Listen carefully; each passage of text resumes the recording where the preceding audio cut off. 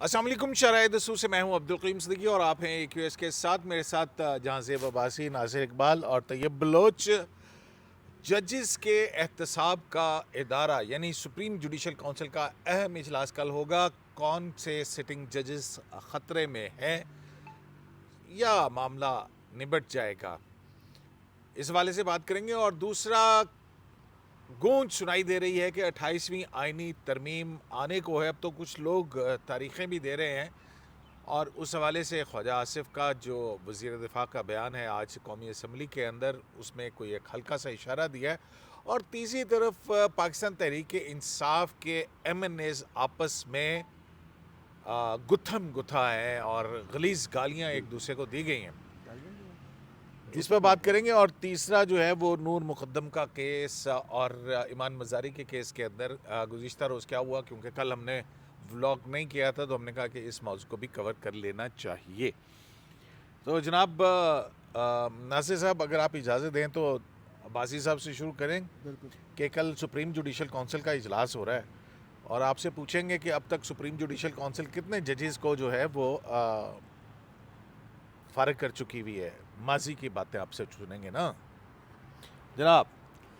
بہت شکریہ قیوم صاحب. ایک تو 27ویں ترمیم کے بعد جو سپریم جوڈیشل کونسل کی کمپوزیشن ہے وہ اب 7 ممبران پر مشتمل ہو چکی ہے. اور اب وہ کیا ہے؟ چیف جسٹس یحییٰ افریدی صاحب ہیڈ ہیں، فیڈرل کانسٹیٹیوشنل کورٹ کے چیف جسٹس امین الدین خان صاحب ہیں، جسٹس منیب اختر صاحب ہیں، جسٹس جمال مندوخیل صاحب ہیں، جسٹس حسن نظر رضوی صاحب ہیں، عامر فاروق صاحب ہیں، اور 2 ہائی کورٹس کے چیف جسٹس عالیہ نیلم صاحبہ ہیں، اور chief justice Lahore high court اور چیف جسٹس اسلام آباد ہائی کورٹ ہیں سرفراز ڈوگر صاحب. ہاں، لیکن سرفراز ڈوگر صاحب گزشتہ سپریم جوڈیشل کونسل کی میٹنگز کے اندر نہیں بیٹھتے رہے ہیں، اور ان کی جگہ جسٹس سید عتیق شاہ جو ہیں عتیق شاہ صاحب ہے، کیونکہ ان کی ہائی کورٹ کے ججز کا معاملہ جو ہے وہ جب زیر غور آتا ہے تو پھر وہ سائڈ پہ ہو جاتے ہیں. تو یہی کچھ شاید کل بھی ہمیں دیکھنے کو ملے. کل سپریم جوڈیشل کونسل کا اجلاس ہونے جا رہا ہے، اور کچھ سٹنگ ججز کے حوالے سے 2 کے حوالے سے بات ہو رہی ہے کہ ان کے خلاف کمپلینٹس جو ہیں وہ سپریم جوڈیشل کونسل میں پینڈنگ ہیں. ایک پہ تو ہم آپ ہی کے پروگرام میں یہ بات کر چکے ہیں کہ کوئی جسٹس اعجاز اسحاق صاحب نے کوئی جواب بھی جمع کروا دیا ہے. ایون ایک اطلاع تو یہ بھی جب میں نے کچھ دن پہلے چیک کروایا تو اس وقت پتہ یہ چلا کہ جسٹس سمن رفت صاحبہ بھی کوئی جواب تیار کر رہی ہیں، وہ بھی ممکنہ طور کے اوپر کوئی فائل ہو چکا ہو. لیکن اب تک کی جو چیک کیا ہے اس پہ یہ چیز تو بہرحال کلیئر کٹ ہے کہ ابھی شو کاز کی سٹیج نہیں آئی. تو ابھی شاید کونسل جو ہے وہ دیکھ رہی ہے ان شکایات کو کہ کیا شکایات اس لیول پہ ہیں کہ پروسیڈنگ کو آگے بڑھا کر شو کاز کی نوٹس بھی کی سٹیج بھی اس پہ آ سکتی ہے یا نہیں آ سکتی. تو کیا امکان ہے کل دیکھیں اب یہ تو کسی کو جاری ہونے کا امکان ہے؟ ہو سکتا ہے. اچھا. کوئی کسی کو کونسل جو ہے وہ کسی کو نوٹس جاری کر دے، لیکن یہ بہرحال ڈیسائیڈ تو سپریم جوڈیشل کونسل نے ہی کرنا ہے. جو اعجاز اسحاق صاحب جسٹس ہیں ان کے بارے میں تو یہ تو وہ اعتراض نہیں آئے گا، کیونکہ جسٹس عامر فاروق جو ہیں وہ بھی تو چیف جسٹس رہے ہیں اور ان کے ساتھ بھی ایشوز رہے ہیں. دیکھیں اب یہ دیکھنے والی بات ہوگی کہ ان کے اوپر کوئی اعتراض اگر آتا ہے تو پھر اس کو کس طرح سے ڈیل کیا جاتا ہے. یہ میرے خیال میں جب پراپر پروسیڈنگ ہوگی شاید اس سٹیج کے اوپر. اچھا، ویسے ناصر صاحب آپ کا کیا خیال ہے کہ یہ سپریم جوڈیشل کونسل اور جوڈیشل کمیشن آف پاکستان کی 2 چیزیں ہیں. میں ایک کہہ رہا ہوں کہ وہ وکلا نمائندے جو جوڈیشل کمیشن آف پاکستان کا حصہ ہیں، انہیں جب تک وہ اس کا حصہ ہیں انہیں عدالت کے سامنے پیش نہیں ہونا چاہیے. یہ جوڈیشل کمیشن آف پاکستان کو ایک اپنے رولز میں ترمیم کرنی چاہیے، کیونکہ اس سے بہت سارے سوالات پیدا ہوتے ہیں کہ جن ججز کو اپوائنٹ کر رہے ہیں یا جس کو پروموٹ کرنا ہے اس کے سامنے پیش ہو رہے ہیں، ان کا ایک ووٹ بھی جو ہے نا ان کی پروموشن یا ان کی اب نئی اپوائنٹمنٹ، ہم غلط لفظ استعمال کرتے ہیں کہ ہائی کورٹ سے سپریم کورٹ میں elevation, actually it is an appointment جو آئین کی لینگویج ہے اس کے مطابق. تو دوسرا جو ہے وہ اب یہ میں تو کہتا ہوں کہ جوڈیشل کمیشن آف پاکستان کا اجلاس بھی جو ہے وہ اوپن ہونا چاہیے تاکہ ٹرانسپیرنسی رہے ہر طرح سے، اور اسی طرح سپریم جوڈیشل کونسل کا بھی اجلاس جو ہے وہ اوپن ہونا چاہیے. یہ جج کی ثوابدید پہ نہیں چھوڑنا چاہیے. کیا خیال ہے آپ کا؟ اور ماضی میں سپریم جوڈیشل کونسل نے کس کس جج کے خلاف فیصلے دیے ہیں؟ قیوم صاحب شکریہ. دیکھیں جہاں تک یہ آپ نے بات کی نا کہ جو ممبر ہیں پاکستان بار کونسل کے جو ممبر ریپرزینٹ کرتے ہیں जुडिशल कमीशन ऑफ पाकिस्तान में, उनको केसेस में नहीं अपीयर होना चाहिए कि कोर्ट्स में। ये मैं भी आपके साथ इत्तेफाक करता हूँ, क्योंकि ये कन्फ्लिक्ट ऑफ इंटरेस्ट के ज़ुमरे में आता है। हालांकि हमारी अभी रिसेंटली किसी साहब से बात हो रही थी, तो वो ये कहते हैं कि हमने कमाना नहीं है, लेकिन ये गैर मुनासिब है। उसकी वजह ये होती है कि उनका अच्छा खासा एक इन्फ्लुएंस है, दूसरा उनका वोट है, और उनका वोट किसी भी कैंडिडेट के तकदीर का फ़ैसला करता है। तो मेरा ख़्याल है कि आप उन्हीं जजेस के सामने जब केस के सामने जब लेके जाएंगे और उनका केस आ रहा है एलिवेशन का या अपॉइंटमेंट का, तो वो ज़ाहिर है वो ना जाते हुए भी कुछ ना कुछ ख़तरा हो सकता है कि इंक्लिनेशन हो सकती है या कुछ भी हो सकता है, क्योंकि वोट उन्होंने डाल देना है और ज़रा सी भी जजमेंट इधर उधर हुई या आपके फेवर में ना आई तो कुछ भी हो सकता है। तो ये आपकी मैं बात को एंडोर्स करता हूँ कि ऐसा नहीं होना चाहिए। जहाँ तक आप कह रहे हैं ना कि ट्रांसपेरेंट होना चाहिए, अभी तक जो हुआ ये है कि सुप्रीम जुडिशल काउंसिल की जो मीटिंग्स होती हैं, उसमें अगर कोई जज चाहे कि ट्रांसपेरेंट और ओपन हियरिंग हो, तो वो एक दरख्वास्त दे सकता है, तब तो हो जाती है उमूमन। जिस तरह आपने देखा होगा कि मज़ाहिर अली अकबर नकवी साहब की भी हुई थी, शौकत सिद्दीकी साहब की भी हुई थी। बिल्कुल हुई थी। तो वो उनके ऊपर है कि अगर वो दरख्वास्त दें, लेकिन अगर वो दरख्वास्त ना दें तो यूजुअली अभी तक जो है वो यही बावर किया जाता था कि चूँकि उनके रेपुटेशन का मामला है, तो ये इसको ट्रांसपेरेंट मतलब इनको क्लोज डोर ही करना चाहिए। ज़्यादातर ऐसा ही हुआ है। और जस्टिस मज़ाहिर अली अकबर नकवी साहब का तो आपके सामने है, जो हमने सब ने कवर किया था। उसके ख़िलाफ़ तो उनको जो सुप्रीम जुडिशल काउंसिल का जो डिसीजन आया था उनके ख़िलाफ़, जिसकी वजह से उनको उन्होंने पहले ही वैसे रिज़ाइन कर दिया था, उस पर उन्होंने ये भी लिखा था कि इनको जज भी ना लिखा जाए, बिल्कुल इनको जस्टिस के नाम से पुकारा भी ना जाए। ये अब सिर्फ टाइटल भी वापस ले लिया था, इतना सख्त फैसला आया था। हाँ, लेकिन वो लेकिन जो शौकत सिद्दीकी साहब नहीं, तो वो जो प्लॉट था जिसकी करप्शन के इल्ज़ाम, वो उसके ऊपर नैब ने कुछ नहीं किया। उसके बाद कोई खबर नहीं।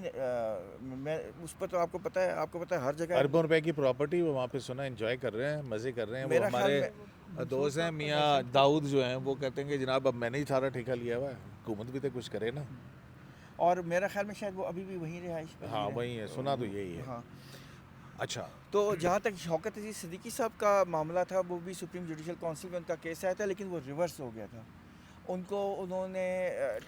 तो फिर सुप्रीम कोर्ट ऑफ पाकिस्तान ने उसको डिसाइड किया था ना, वो हाँ। सुप्रीम जुडिशल काउंसिल में नहीं हुआ था। नहीं, सुप्रीम जुडिशल लाइकवाइज जस्टिस काजी फैज ईसा के और इफ्तिखार मोहम्मद चौधरी साहब के जो रेफरेंसेस थे, वो सुप्रीम कोर्ट ऑफ पाकिस्तान ने ही क्वेश्चन कर दिए थे। बिल्कुल सेम उन्हीं लाइंस के ऊपर जो है 5 सुप्रीम बेंच जो है उसने जस्टिस शौकत अजीज सिद्दीकी का केस जो है ना, वो कर दिया था, वो उसको क्वेश कर दिया था और फिर उनको बहाल कर दिया, लेकिन वो रिटायर हो गए थे, तो उनको पर्क्स उनको सारे वापस किए गए थे।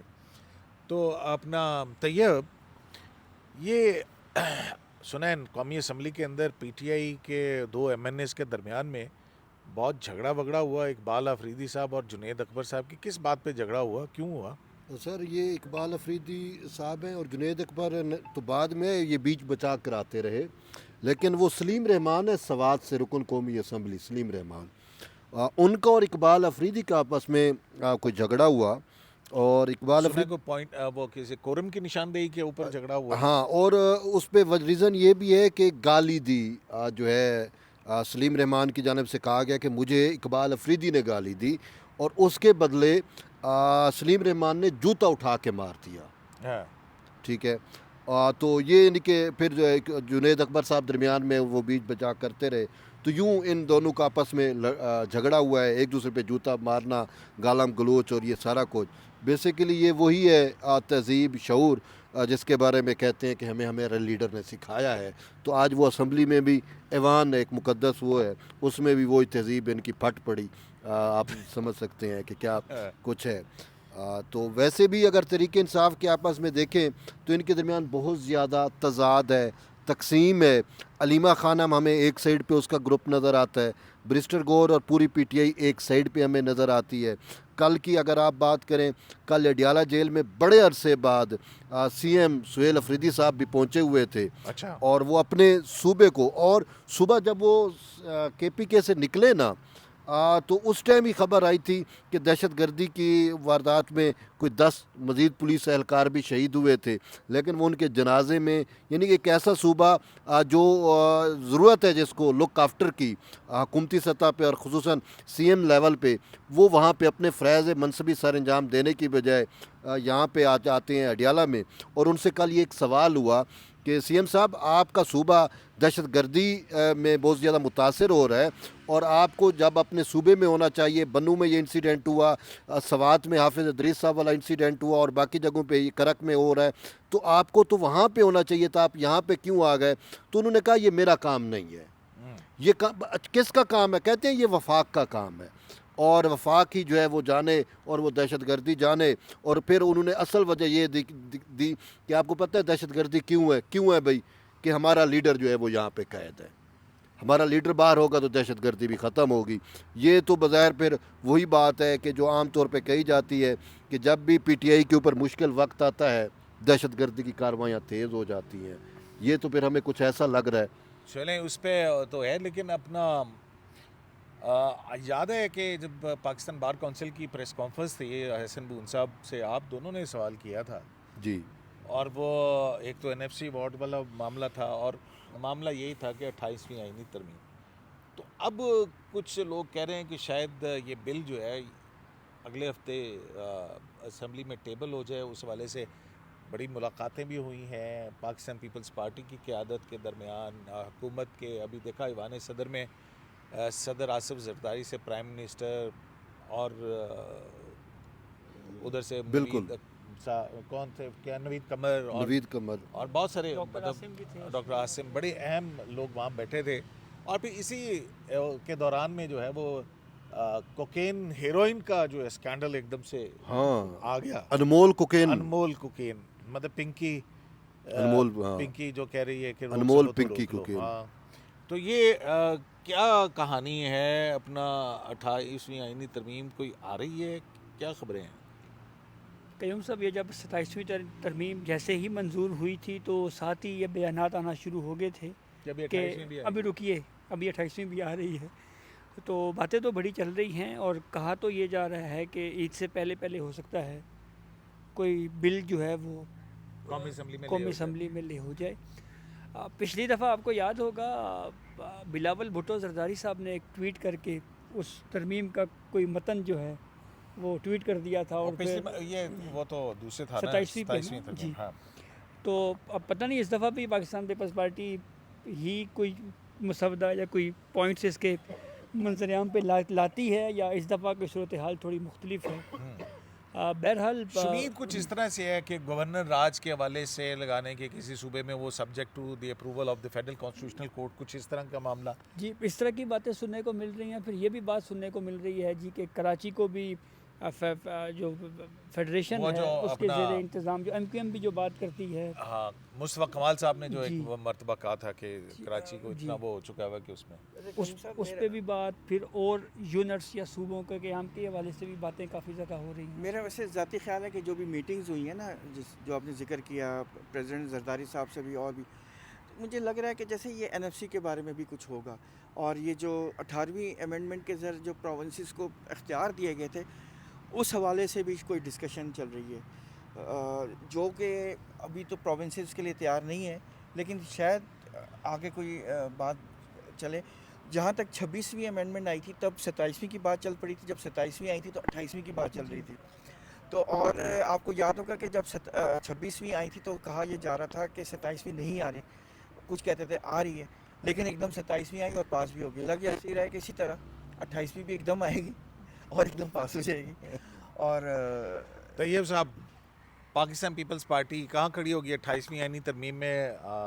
ساتھ ہوگی یا سر دیکھ رہے ہیں کہ کوئی مخالفت ہوگی؟ جو ابھی تک کی خبر ہے وہ یہ ہے کہ کچھ نکات پہ پیپلز پارٹی اور پی ایم ایل این کا اتفاق ہو چکا ہے، اور کچھ پہ پیپلز پارٹی کے تحفظات برقرار ہیں. اور تحفظات ختم کرنے کے لیے خود وزیر اعظم میاں محمد شہباز شریف ایکٹیو ہے، اور وہ اپنا رول پلے کر رہے ہیں، جس کے آپ نے کہا کہ وہ ایوان صدر میں بیٹھک بھی ہوئی اور وہ چیزیں بھی ہوئی. تو بہرحال ورک جاری ہے، اور مشاورت دونوں پارٹیوں کے درمیان جو ہے وہ جاری ہے. اب دیکھتے ہیں کہ یہ چونکہ ہوتا ہے کہ کون کون سے نکات پہ اتفاق ہوتا ہے, کون سے پہ نہیں ہوتا. ہم نے اکثر بھی دیکھا, پہلے بھی جب 26ویں ترمیم بھی آئی تھی وہ 2 ڈرافٹ تھے اور ایک کچھ حل تھا, پھر کچھ اور تھا, پھر پولیٹیکل لوگ بیٹھے اور انہوں نے مل کے کچھ اور چیز دی. تو یہ تو ان پروسیس ہے, یہ معاملہ چلے گا کہ کن پہ اتفاق ہوگا, کن پہ نہیں ہوگا, کیا ہوگا. لیکن یہ کہنا کہ پیپلز پارٹی ساتھ نہیں دے گی, پیپلز پارٹی جو ہے جن چیزوں پہ اتفاق ہو جائے گا پیپلز پارٹی ساتھ ہوگی, جن پہ اتفاق نہیں ہوگا تو وہ پیپلز پارٹی مخالفت کرے گی, یا ہو سکتا ہے کہ حکومت وہ چیزیں پھر واپس لے لے. کہ ہم نے ماضی میں بھی 26ویں میں بھی یہی دیکھا, 27ویں میں بھی کچھ نکات ایسے تھے جو واپس لے لیے گئے تھے. تو یہ نہیں, این ایف سی اور صوبے بنانے کے حوالے سے تو پیپلز پارٹی کا بڑا واضح صدیقی صاحب موقف یہ ہے. چیزیں جڑی ہوئی ہیں. تو پھر کیا دیکھیں اور کیا ہو سکتا ہے؟ صدیقی صاحب جب صوبے کی بات کرتے ہیں نا, اگر چھوٹے یونٹس بنتے ہیں یا صوبے بنتے ہیں تو این ایف سی تو آٹومیٹکلی تبدیل ہوگا پھر, ٹھیک ہے نا. تو اس میں جیسے یہ جنوبی پنجاب صوبے کی بات ہو رہی ہے, ٹھیک ہے, پنجاب میں لیکن اس میں جو موجودہ آئین ہے اس کے تحت تو جو ہے وہ صوبے کی اسمبلی کی 2/3 قرارداد چاہیے. بالکل بالکل یہ قرارداد بھی چاہیے, اور یہ بھی کہا جا رہا ہے کہ شاید یہ چیز بھی امینڈ کر دی جائے کہ اس کی ضرورت ہی نہ ہو. اچھا, بہت ساری چیزیں سر دیکھیں ان پروسیس ہے. اب اس میں سندھ میں اگر بات کریں تو سندھ میں 2 یا 3 صوبوں کی بات ہوئی, خصوصاً یہ کراچی اور حیدرآباد کو ملا کے ایک صوبہ بنانے کی کوشش ہو رہی ہے جو مجوزہ طور پہ ہے, جیسے جناب پور, پہلے ایم کے ایم نے ایک جناب پور کا نام رکھا ہوا تھا. اسی طریقے سے کے پی کے میں ہزارے کا ایک چیزیں ہے, لیکن وہ ہے کہ ابھی ہے نہیں اس طرح سے میچور کوئی, نہیں ہے نا, لیکن چیزیں ابھی آیا میچور نہیں ہے. 28ویں آئینی ترمیم میں یہ آ ہے. بھی رہی ہے, بل آتا ہے تو کیا ہوتا ہے وہ تو دیکھنے والی باتیں. ایک چیز تو میں اس ایڈ میں کرنا چاہوں گا ہاں کیا کہ لوکل باڈیز کا ایک پورا چیپٹر سنا ہے, اس کے اوپر بھی, کیونکہ اس پہ یہ ڈسکشن بالکل بہت عرصے سے ہو رہی ہے کہ ہر جو سویلین گورنمنٹ ہوتی ہیں جو وہ نہیں کراتی, وہ بلدیاتی الیکشنز نہیں کرواتی اور ڈیلے ہوتا ہے الیکشن.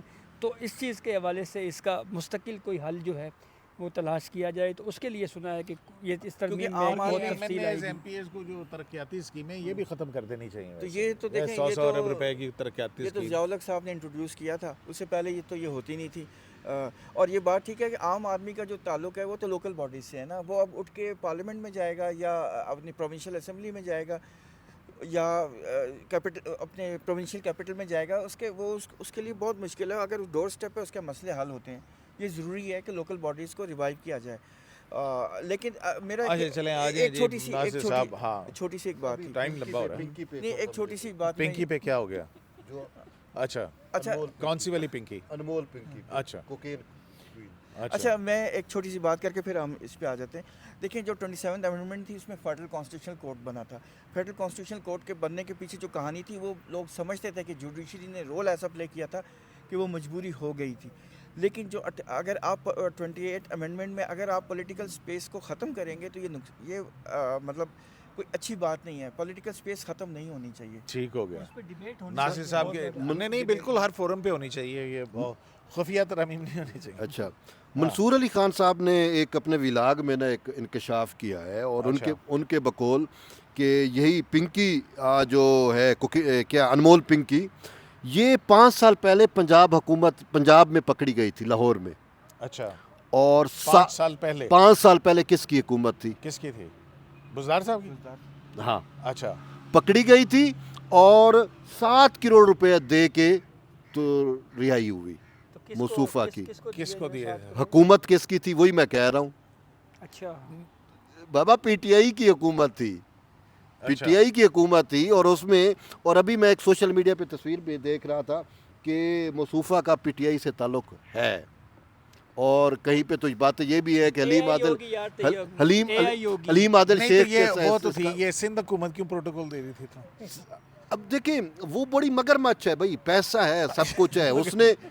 اس نے اچھا سندھ حکومت میں جب تنقید ہوئی تو ضیاء الانجار نے نوٹس بھی لیا اور وہ سارا پروٹوکول, اور اب تو اس کا جسمانی ریمانڈ بھی لے لیا گیا. کہاں سے جوڈیشل کر دیا کہ کون سا جسمانی ریمانڈ؟ میں جسمانی ریمانڈ لیا, ابھی ایک دم تو جوڈیشل نہیں ہوئی عدالت کی خبر, تو میں نے جسمانی ریمانڈ کی سنی ہے. انہوں نے جوڈیشل ہو گیا ہے.